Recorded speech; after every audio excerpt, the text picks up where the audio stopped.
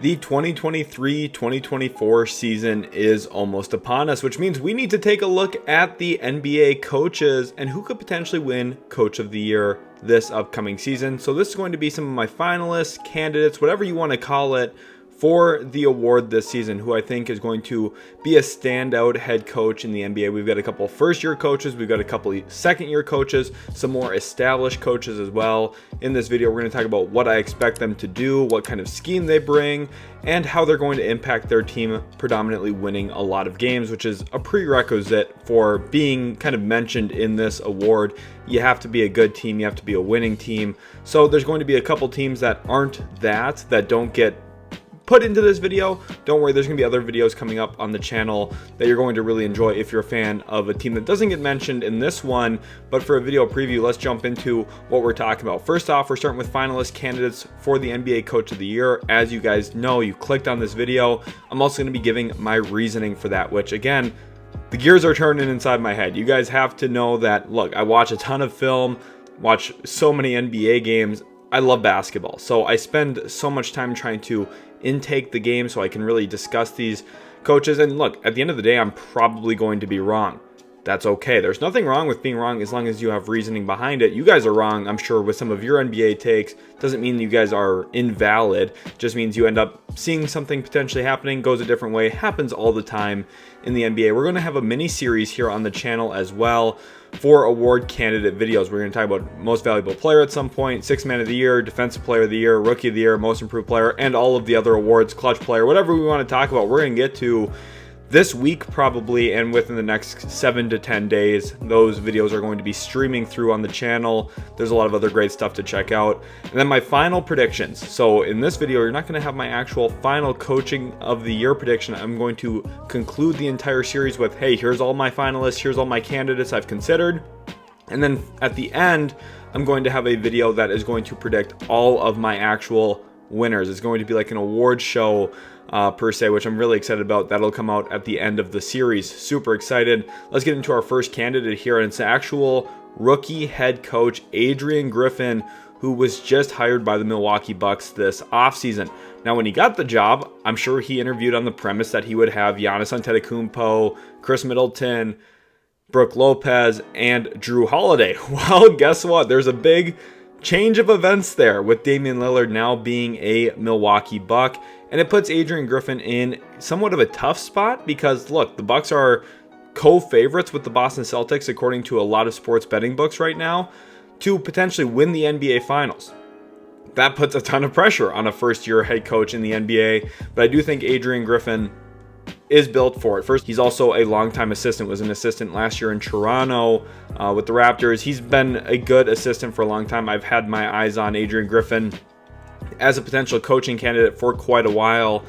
And on Twitter, I would recommend checking out a thread that I recently posted talking about some of the things he's going to bring to the Bucks offense, specifically the type of spacing that they play with, where he was employing Brook Lopez a lot at the top of the key. I was also doing that with Robin Lopez. He got into a lot of drag screens. I was very, very impressed by his first preseason game as NBA head coach because I think there was a decent amount of structure already instilled, and that's a great sign that, look, the Bucks not only are going to be a very talented team, but in that game without Giannis, Middleton, or Dame, the offense still had a semblance of, hey, they're going to be able to put the ball in the hoop, they're going to run sets, they're going to have actions, and all of it kind of dials into what I think is going to be really good for this team, which is spacing, leaving the lane open for Giannis. I think Adrian Griffin's in a position where the Bucks are going to win a lot of games. I think he's going to be a very, very good coach, and I think there's going to be a lot of good things that come out of his tenure in Milwaukee in year one. So he's one of the first candidates I have on my list. Next candidate is someone who kind of caught a lot of flack this most recent playoffs, but that is Joe Mazzulla of the Boston Celtics. Look, I think he's firmly in the running here for Coach of the Year. And the reason why, again, it's going to come down to winning a lot of games. Last year they won 57 games. The Celtics were phenomenal. I think they're way better this year. Check out my Celtics season preview if you want to hear more about the team. I made that before the Drew Holiday trade. I still think that, look, with Drew, without Drew, they were going to be great. I think with Drew, they have a different kind of identity a little bit. We'll see what role he ends up kind of filling and playing into. But at the end of the day, the Celtics are going to win a lot of games. Joe Mazzulla has a very serious style of play that he wants to play with, which is shoot a lot of threes, Porzingis really fits that. I think Brad Stevens has done a great job setting up Joe Mazzulla with players that he wants to coach and players that fit his style of play on both ends of the floor. And because of that, I think the Celtics are going to be a very diverse offense that can get to the rim, finish at the rack. Obviously, with the two premier wings they have, Jaylen Brown, Jason Tatum, that's not going to be a problem for them, just with the size, strength, ball handling capability that both of those guys have. I know people love to joke about Jaylen Brown's left hand. Look, the guy scores 27 points a game. If his left hand was that big of a problem, he wouldn't be an all-NBA player. Let's be real about it. And then off of that, they've got the type of ancillary pieces: Drew Holiday, Kristaps Porzingis, Al Horford. They've got, really a third, fourth, fifth, sixth best player up and down the road. Obviously, your questions about the depth. I think during the regular season, they have a lot of guys who can fill in minutes, like O'Shea Brissett. I think Jordan Walsh as a rookie can. They did sign Wenyen Gabriel. I think Luke Cornett also can probably chew 15 minutes a night in the NBA. Not that you want that in the postseason, but I think during the regular season, you'll see that happen. So I think Boston's really well positioned. I haven't even mentioned Peyton Pritchard. I think that Joe Mazzulla has a cast of guys that really fit his style of play that he wants to coach and win with. Because of that, I think he's going to be firmly in position to potentially win Coach of the Year this upcoming season, which leads us to candidate number 3. And talk about winning. That's all this guy did last year. They finished first in the Western Conference. Michael Malone is a great NBA head coach. Obviously, see him celebrating there with the Jokic brothers on what was a really franchise-defining night when they won the NBA Finals in 5 games against the Miami Heat. And honestly, I just don't see a lot of letdown here. I still think the Nuggets are a team firmly positioned toward the top of the Western Conference. Michael Malone, all he does is win a lot of games. He's been a really good head coach in his tenure in the NBA. Think back to when he was with Sacramento. Of course, now with Denver, all he's done is win, it seems like.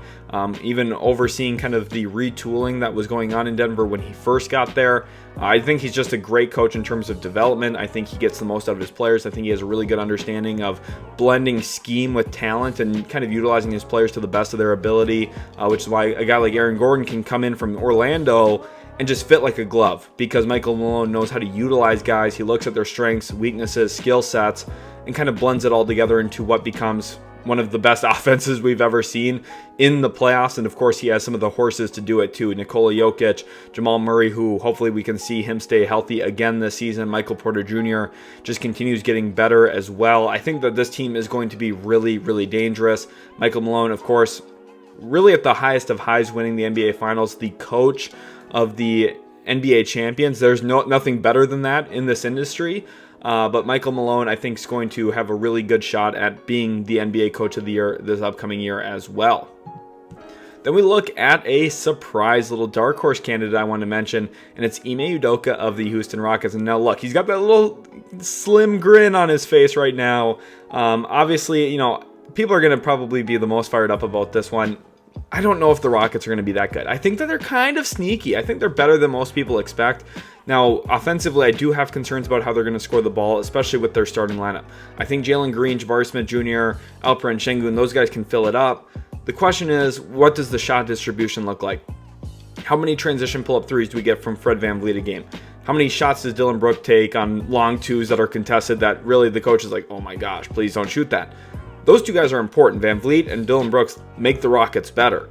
The question is, how does it help their offense? How does it kind of advance what this team is in terms of the offensive efficiency while making them actually competent on the defensive end? And that's something Ime Udoka is going to have to figure out. That's a really tough challenge, one that I'm glad I don't have to figure out at this point. But Ime Udoka has to. But the thing is, if you're looking around the league and saying, what coach would you trust to figure something like that out? It might just be Ime Udoka. I think he's a really smart basketball mind. He's been around a lot of great teams, both as an assistant coach. We've seen him in a variety of different spots.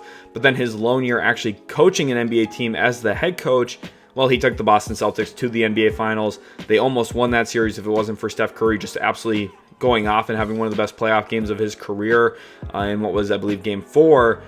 Udoka might be an NBA champion at this point. So honestly, he's a great head coach. He's somebody who I think is going to propel Houston forward. And if this team is sneaky good, if they end up making a playoff spot, I could see him getting a lot of buzz and a lot of hype and a lot of votes from media voters because of what the expectations were coming into the year.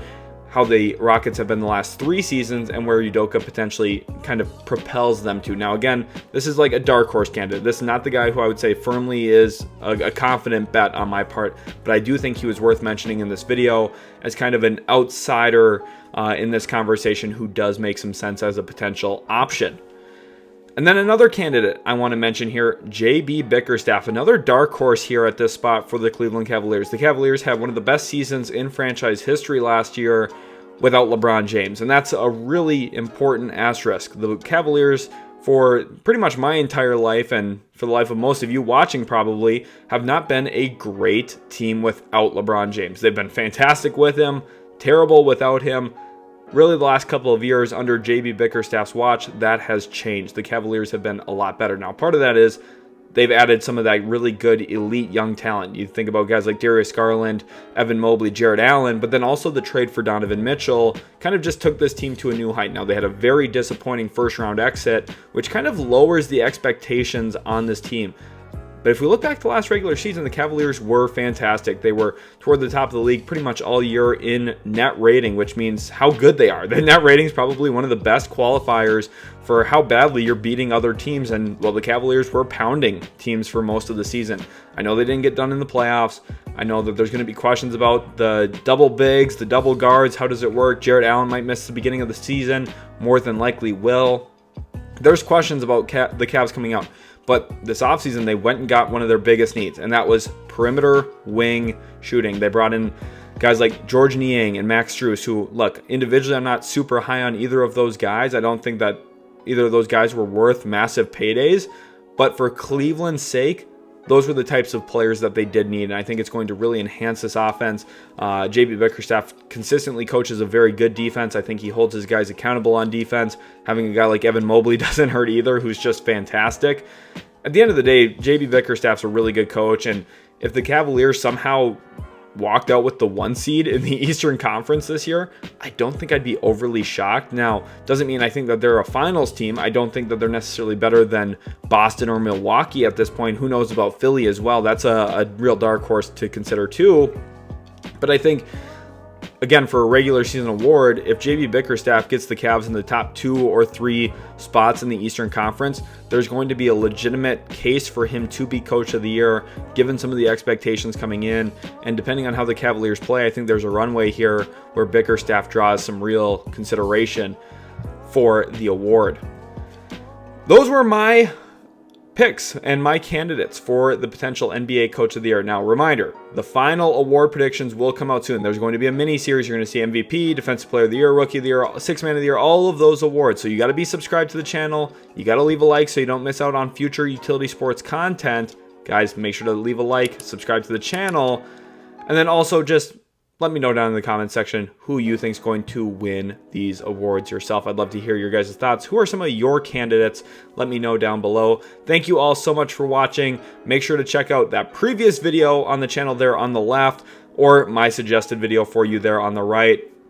Again, the middle button there. Subscribe for more videos here at Utility Sports. Really appreciate you guys, and we'll catch you in the very next Utility Sports video.